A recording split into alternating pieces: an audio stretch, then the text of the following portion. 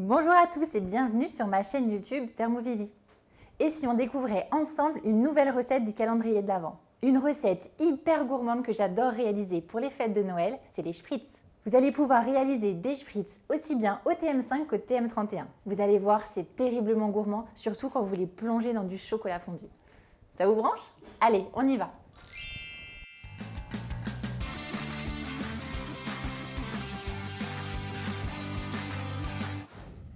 Il vous faudra 110 g de beurre à température ambiante, 80 g de sucre en poudre, un sachet de sucre vanillé, un œuf, 50 g de poudre d'amande, une cuillère à café de cannelle, 200 g de farine, une pincée de levure chimique et 15 g de kirsch.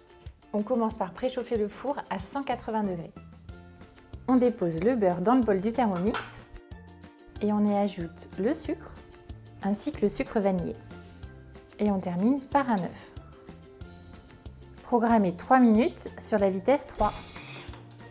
Ajoutez ensuite la poudre d'amande, la cuillère à café de cannelle et les 15 g de kirsch. Mélangez pendant 1 minute 30 sur la vitesse 2. On y ajoute ensuite la farine avec la pincée de levure chimique. Et on mélange pendant 2 minutes sur la vitesse 2.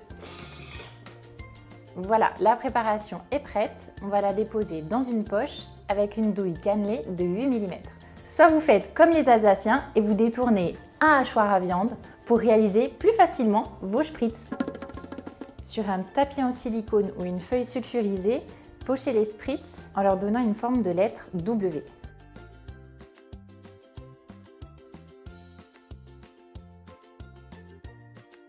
Vous pouvez aussi réaliser des cercles ou laisser libre cours à votre imagination.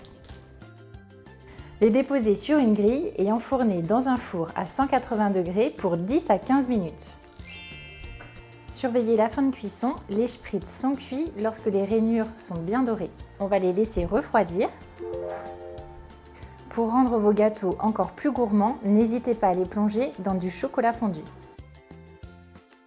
Et ensuite, on les laisse refroidir sur une grille.